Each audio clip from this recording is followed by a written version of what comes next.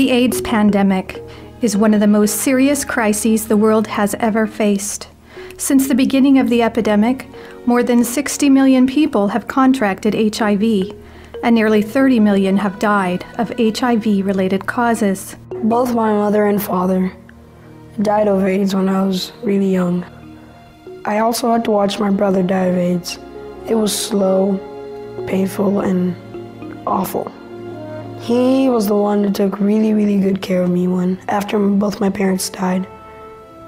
And I really miss him. With close to 34 million people in the world now carrying the HIV virus, and an estimated 2.7 million people newly infected each year, it's clear the world has not figured out how to stop this disease. So why, despite the billions of dollars being poured into AIDS prevention, have infection rates not significantly decreased? Dr. Edward Green, while director of the AIDS Prevention Research Project at Harvard, set out to answer this question, and the international community did not like what he found. If sexual behavior is changed in the direction of more monogamy and fidelity and more abstinence, it greatly brings down infection rates. In Dr. Green's book, Broken Promises, How the AIDS Establishment Has Betrayed the Developing World, he says the research shows that the sexual rights approach to AIDS prevention, championed by the UN and Western donor countries, may actually be increasing the rate of infections, not bringing them down. And if he is right, millions have died unnecessarily. When I was a young girl living in Mozambique, a documentary was made about my brothers and I because both of our parents died of AIDS. Meu pai morreu em 2001. Passando algum tempo, 2002, morreu minha mãe. Nós ficamos órfãos dos pais. Não tinha nem mãe nem pai. Ficamos sozinhos. Passamos por um momento muito difícil. Ficamos só sozinhos em casa. Éramos só crianças e vivemos sem pai nem mãe. Ficávamos muito tristes, ficávamos humilhados, né? Por ver outros com mãe, sem pai, pá. É tristeza para nós, né?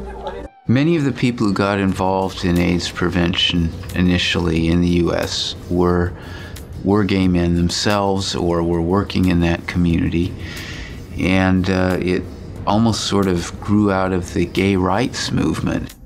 Most Africans have conservative attitudes towards sex. My own personal attitude happens to be more the liberal one. Most of the people who work in AIDS prevention adhere to a liberal attitude towards sexual behavior. When we're talking about vulnerable populations, we're talking about, among others, gay men, injecting drug users, and MSM.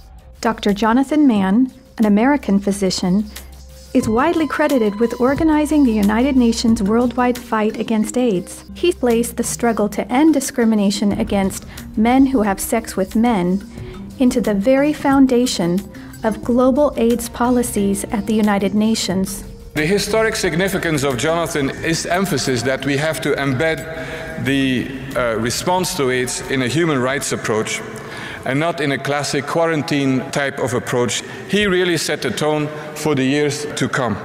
President Obama issued a directive to all U.S. government agencies that engage in international activities to make advancing LGBT rights a top priority. We have done more in the 2.5 years that I've been in here than the previous 43 presidents to uphold that principle.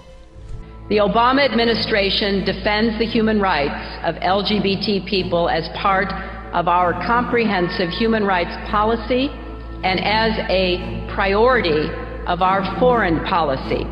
For us, family stands at the heart of everything we do.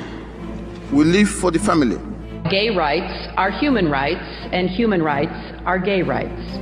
We do not want any discrimination against anybody under any condition, whether sexual or otherwise. But we have to state clearly and forcefully that this concept stands against everything we stand for in Africa.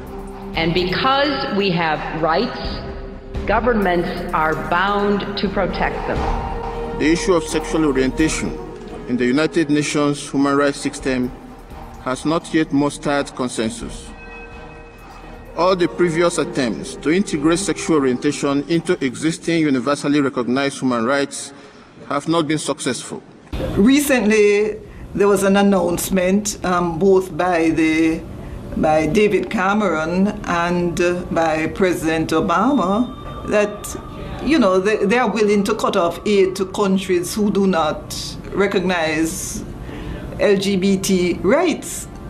No, we want to object to that as just being manipulation.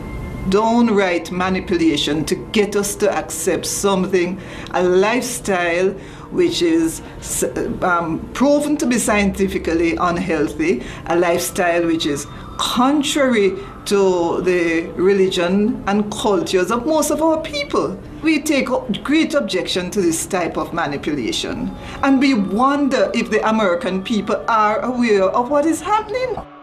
Okay, so what we're seeing is the LGBT agenda being pushed in you know, like a carrot stick for aid money. You want aid money, then you must change your laws. These issues of gays and transsexuals. This is a new form of imperialism, I must say, and it's surprising that the American, you know, government is at the forefront of that imperialism. What is amazing is that these countries that are harassing us, smaller countries, in these countries, the rate of HIV/AIDS among the homosexual groups there, typified as MSMs, that rate is increasing, and not only so, it is said to be out of control. This is recorded in the scientific journals. The U.S. Center for Disease Control openly admits that although men having sex with men represent only 2% of the U.S. population, they account for approximately 60% of all new HIV infections and are 44 times more likely to be infected with HIV. And finally, they admit that men who have sex with men are, quote, the only risk group in which new HIV infections have been increasing steadily since the early 1990s. Why then would they want us to accept this type of lifestyle as being a healthy and wholesome lifestyle? One has to seriously question the intentions of President Obama and the other presidents across the world. People are saying because we have criminalized the LGBT activities, we do not have good governance. What is governance? In the United States, the states that allow same-sex marriages, and the other states that don't allow same-sex marriages. That's democracy. People have chosen. The people in those particular states have determined, and the majority have spoken. It's deception. There's no human rights based on behavior. All people are equal, but not all types of behavior are equal. That's blackmail. And it's blackmail on a moral issue, on an issue that we're forcing governments, African governments, now to go into the village and explain to their people. You're getting money to build that borehole. You're getting money to, bring water or electricity into your community simply because you're now going to allow Jane over here to marry Mildred over there. We stand against violence to anybody in the community. We stand against violence. At the same time, it does not mean that we have to accept the lifestyles of others. I'm not saying that I am that I don't like homosexuals or lesbians. Or I love them. They're my brothers and sisters. But I do not love or do not like what they do. But what we're emphasizing is that maintain your way of life while we maintain our own. Well, the end result will be deconstruction of the family system and the family structure in Jamaica. The third and perhaps most challenging issue arises when people cite religious or cultural values as a reason to violate or not to protect the human rights of LGBT citizens. It's against Christian values. And we take, our Christianity differently. It's not like you put on a coat and you can take it off at night. We are Christians through and through, and that's Christianity. We adopted from, the very same people now who are coming in and saying, we're not giving you aid money. It usually starts, from what I've noticed, it starts with the repeal of the anti-sodomy laws, but it doesn't stop there. Once these laws are repealed, it then gives opportunity for persons to demand other rights. They get to the point where they demand marriage or civil unions. Then it gets to the point where churches, there is a demand for these unions to be solemnized in churches. It gets into the educational system.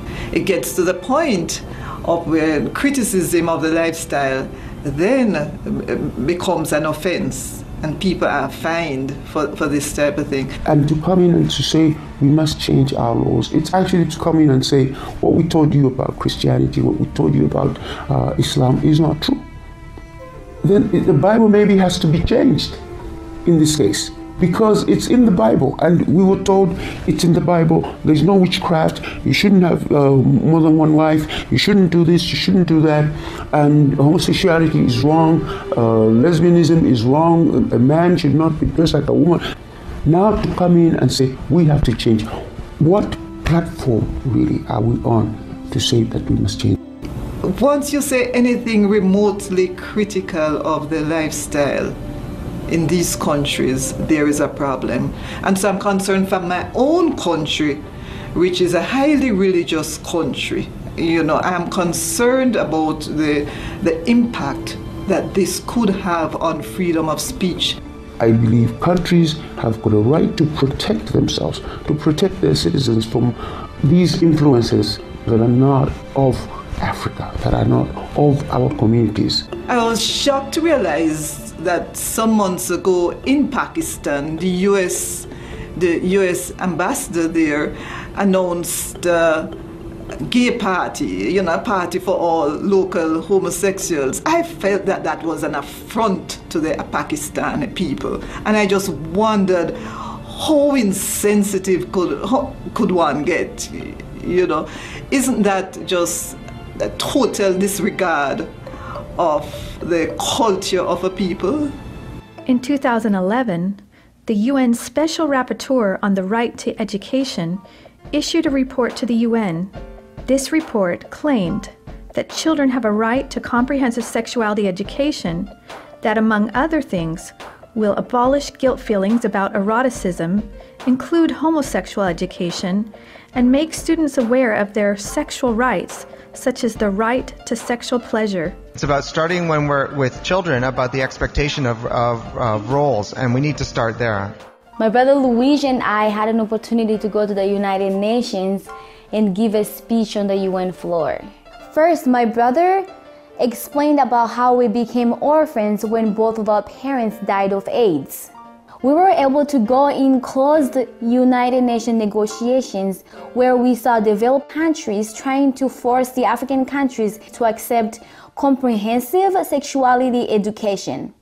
This kind of education tells youth they can have fun and have sex and just use condom. This kind of message was a death sentence to not only both of my parents but also my brother Rogerio. I went to the United Nations with my brother and sister.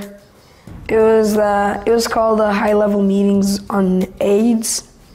So much talking when all they had to say was, don't have sex outside of marriage. That would save hours and hours and hours of work. Then it was my turn to speak. I told them how Planned Parenthood was passing out a booklet for HIV-positive youth at the United Nations called Healthy, Happy, and Hot. Can you imagine? This is for the kids who have AIDS. The booklet says its purpose, and I quote, to support your sexual pleasure. It tells youth they can have sex in different ways. It teaches about sexual pleasure through masturbation, with same-sex partners, and even if you are drunk. The first time I came to the United Nations was around 1999. And I remember very clearly I had made some speeches at the United Nations, and I had no idea that when I was calling for comprehensive sexuality education, that it was about pushing the sexual rights movement. In his speech to the International AIDS Conference in August of 2008, UN Secretary General Ban Ki-moon called for the decriminalization and destigmatization of homosexual sex. However, there is no evidence that destigmatizing or decriminalizing the sexual behavior of high-risk groups decreases HIV/AIDS rates. My brother Luis was also invited to speak at the UN about AIDS orphan, but then he found out that the African group was being pressured to endorse a document pushed by UNAIDS called Guidelines on HIV/AIDS and Human Rights. Do you know what the guidelines say we have to do to stop AIDS? They say you have to legalize same-sex marriage and graphic sexuality education for kids and legalize prostitution. My brother showed the delegates what the guidelines really say, and they removed it this time. But the rich countries keep pushing to endorse this in other documents.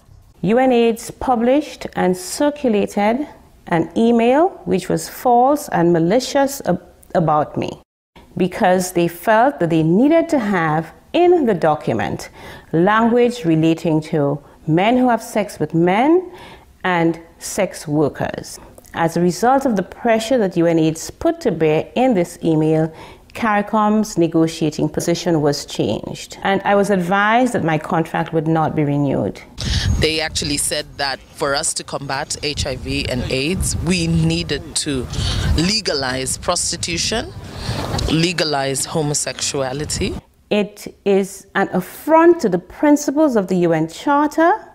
A UN agency should not be allowed to overstep its bounds in such a manner. We are so arrogant, we Western technical experts. So here's this great model in Uganda. The Western experts show up, they know what's best affecting gay men and drug users, and they go to Africa, maybe with no experience in Africa, and tell them what to do, and they don't listen, and they don't notice what's going on around them. Because there is a great divide between the developed countries and the developing nations. Many of us are still not even food secure, you know? We can barely feed ourselves. The poverty rate is sky high. You tell me how funding to educate people on men having sex with men, you know, or the lesbian agenda is going to be beneficial to my people. It's not. Uganda has received international acclaim for its fight against HIV/AIDS, and the fact that this came from the highest political level through our president, His Excellency Yoweri Museveni. Our approach is gradual. Abstinence, be faithful to each other, but if you can't, use the condom. We had to fight to defeat AIDS, or it would defeat us. My husband believes in our culture so much, and our culture really used to always promote abstinence from premarital sex. Uganda is our family, and we had to spread that message to everybody. It is ABC. When Uganda launched their ABC program, they had no way of knowing that they were no longer fighting HIV only, but also the ideology behind Western AIDS prevention. Uganda is now very concerned that its success is being eroded by criticism leveled against it, that it's not laying enough emphasis on the use of condoms and should actually reduce its message on abstinence and being faithful to one's partner. It could be said that the small African country of Botswana represents one ideology in the AIDS policy struggle, and that Uganda represents the other. In 1990, Botswana had a prevalence rate of only 3%. In 1992, it rose to 10%, and in 2011, it reached an alarming 24%, the highest in the world next to Swaziland. In 2015, More infants are expected to die of AIDS in Botswana than are born in Boston and Philadelphia combined. Let's compare Botswana and Uganda. In 1990, Uganda had one of the highest HIV infection rates in the world, with a rate of 15%. Then, in 2006, Uganda's infection rate took a dramatic drop to only 5%, one of the largest reductions of new infections ever recorded. The way it worked in Uganda was probably just about right. You had President Museveni going around from town to town with a bullhorn, literally telling people, you've got to change your behavior or you're all going to die. And if you're really going to do something stupid anyway, at least use a condom. That's probably about the right message in a place like Uganda or South Africa or Botswana, where a large proportion of the potential partners you're going to run across are HIV infected. That is the truth, and that is what you ought to be telling people. Infection rates are going up in the U.S.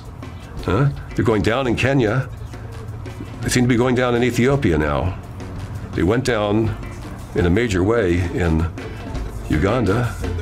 They went down and stayed very low in Senegal, and yet we're going to these countries and telling them how to prevent AIDS.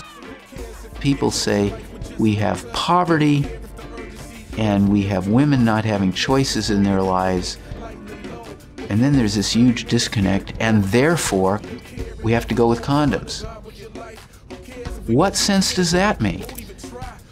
These women who have no choices and no power, do they think they're going to get their husbands to use condoms with them regularly? Today, a condom isn't something that a woman can, in most situations, negotiate. And so we have to look for prevention tools. Condom use in steady partnerships is not even in the double digits anywhere in the world among heterosexuals. Anywhere in the world. I could see where he was going, but a part of me could not stop. It felt so good to be loved. And he asked for sex. And I thought, I don't give in, I'm going to lose this guy. The good news about condoms is that they are an effective product. The bad news is they're not 100% effective. They had to take a blood test. It was the worst experience I ever went through. I was shaking all through. I said, God, if I have AIDS, I'm finished. And I came so close to the fact that I could be HIV positive. I just lost a friend, 21 years old. I saw her in the last stages. She had full-blown AIDS. It was so scary, so scary. Who among us has not heard somebody say that you can only get HIV from unsafe sex? Well, that's a statement that condoms are 100% effective, which just clearly isn't true. The way we do AIDS prevention, which can be called risk reduction only, you're reducing the risk but not avoiding or eliminating the risk. If you're a young person in South Africa, even if you're using condoms consistently, if you're in a situation where a third of the potential partners you're running into are positive, even with 90% protection, there's a substantial chance that after several years you're going to get infected anyway. Which countries in Africa have the most condoms and use the most condoms? Botswana, South Africa, Zimbabwe. Those countries stand out. And they don't have lower infection rates, they have higher infection rates. We put that data into a table that shows as condoms become more available, instead of infection rates going down, they actually rise. The use of condoms is what we believe is the cause for the slight increase that we have seen in the infection of AIDS, HIV. And this is because it lets our population believe they can let their guard down and they can actually behave in risky behavior because of the belief that these condoms can actually prevent AIDS 100%, and that is not true. I'm in no way opposed to promoting condoms as part of a strategy for AIDS prevention. The problem with condoms is if we let that give us the illusion that we can forget about the A and the B. If you're a young person in South Africa and you've got the message drummed into you that AIDS prevention equals condoms, you think you're protected, and therefore you don't examine your underlying behavior and stop to question whether having multiple partners in the middle of an AIDS epidemic is totally insane or not. You know, you can use the analogy of seatbelts and drunk driving. It's not a bad idea for them to wear seatbelts. The problem comes in when you have the illusion that as long as you wear seatbelts, it's okay to keep driving drunk. Meu pai ficou doente quando nós estávamos em 10 de agosto, por muito tempo. Sentia-se mal quando nós víamos ele doente. Pensávamos, quando ele morrer, vamos ficar com quem? Quem vai nos sustentar? Sempre andávamos tristes. Mais tarde, ele acabou por perder a vida. Quando ele perdeu a vida, também ficamos desesperados. Porque...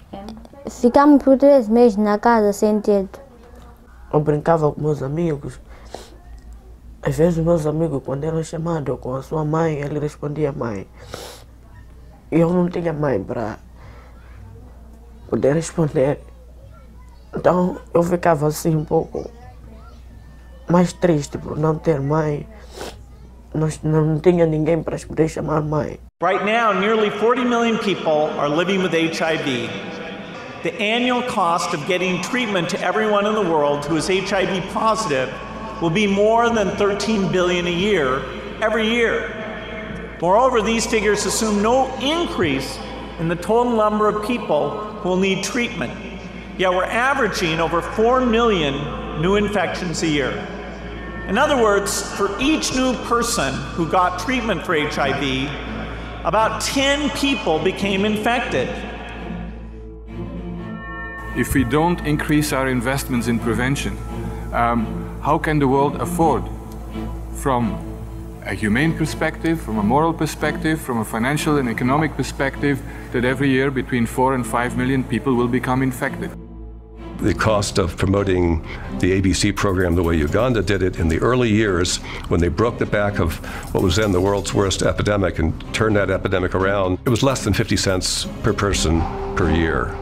Not only is there this sort of general indictment that we have violated trust and betrayed the people of the third world and everything by letting our ideology get in the way, but we have pushed Uganda away from the model that's worked so well. If you go to Uganda today, the emphasis is on drugs, it's on condoms, testing. The old ABC program that put real emphasis on A and B, that involved the church, went into the schools, it's been largely dismantled. People accuse the religious right of being willing to let millions of Africans die for their beliefs. Well, unfortunately, in a sense, some people on the left are willing to let millions of Africans die because they don't want to say anything that sounds like they're interfering with their sexual freedom. Uganda has also recently come under heavy attack and criticism about its policies on homosexuality, and I think a lot of it is based on misunderstanding. Coming from a country where we have seen our loved ones die from HIV/AIDS, seen the suffering, the toll that such illness bears, not just on the affected individual, but the family, the society, our whole economy is suffering. And it is our deepest belief that we owe it to our fellow Ugandans to put the right policies in place. And homosexuality erodes the very, very fabric of our society in the sense that it puts our people at risk. Dr. Rand Stoneburner, he worked for the World Health Organization and he was all immersed in the Uganda data. But Stoneburner said that history will look back on this period and say one of the great abuses of the latter part of the 20th century is a failure to do AIDS prevention in ways we know are effective. If we learn anything from Uganda, then what these nations look like in the future will be decided by the choices their young people make today. But I'm not a virgin anymore. What's the point? I could just go on. After all, I've lost it. I got to know about secondary virginity. I say I may have lost the first, but I can keep myself from now till marriage. Young people decide, and many are against premarital sex. And they know that abstinence works. And they're proud to speak about it these days because they know that their lives are different. I was tempted, I tried it out. it wasn't what I thought it was. I wanted more and more to get what I thought I wanted. But I realized the greatest sex comes when someone really loves you. And if someone loves you, then they want to be committed to you. And that is only in marriage. I am definitely not going to have sex outside marriage. Because first of all, I don't want to die early, and I don't want my wife to die early either. She's probably going to be really pretty, and she's going to be the mother of my kids. Not everyone is having sex, I realized. That's the thing, that everyone is doing it, but that's not true. And I'm not everyone, and you're not everyone. We could stand out of the crowd. I would tell the rich governments to stop pushing sex in Africa. And I would tell the African governments to not listen to them and to stand strong, because no amount of money is worth it. It's a voice that whispers my name. It's a kiss without any shame. Something beautiful, yeah. Like a song that stirs in my head. Singing love will take us where. Something beautiful. Please act now and go to standforfamily.org and sign the petition to stop cultural imperialism. Let's unite with people across the world and stop the abuses exposed in this film.